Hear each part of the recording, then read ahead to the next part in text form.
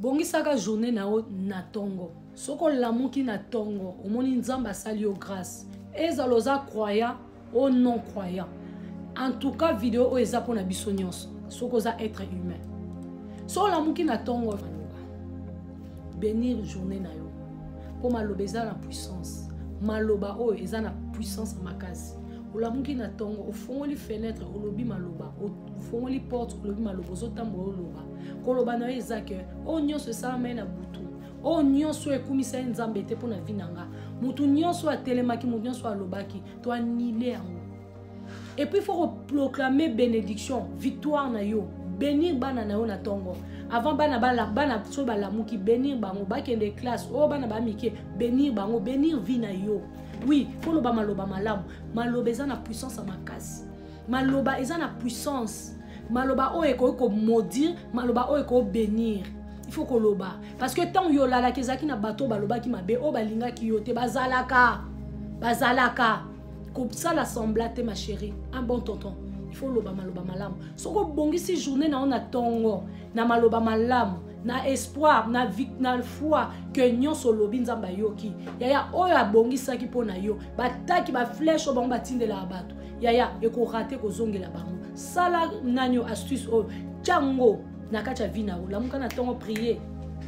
Et puis maman sokoza na bana, faut en habitude au kota kana chambre bana na butu maman il faut kota na chambre bana, papa il faut kota na chambre bana mibali. So bwana bana basi bakola tant sou papa ko kota na chambre ya bana na butute tant sou balala ki position moko mabe maman ils ont kana habitude ko kota na chambre bana ngabilo ko na ratarango te olamuki ko suba na yo au moins déjà lettre olalaka so olamuko esuba eza eloko nzamba lamusi yo po pesa e merci tant mususu eza na eloko mo fallait obondela ponango donc kolala tant ozo lamuko na 3h na 2h na 1h na 4h na 5h dis toujours des mots loba toujours maloba de parole il faut parler il faut dire des choses parce que Seigneur merci pour ta protection merci parce que ozo bomba biso nzamba ozo batela biso la makila na yo nzamba ozo zo contrôle esprit saint de Dieu prend contrôle il faut koloba ba parole fezalaka au côté na chambre bana otali bana nde balali osimbi bana basali moko ningana oyebi ke bana balali ozo comprendre mama zalaka misu ya kofongwama papa pareil to protéger ba vie na biso pe bana biso ozo comprendre oki osubi oye olali kaka bongo la mungi na tongo soko ko suba 3 fois na butu tala bana pe 3 fois et puis na tongo obongisi maloba tu dis des paroles sur tes enfants, sur ta vie, na vie à mobali na yo. Et puis papa peut pareil na vie à moi si, na vie à bana.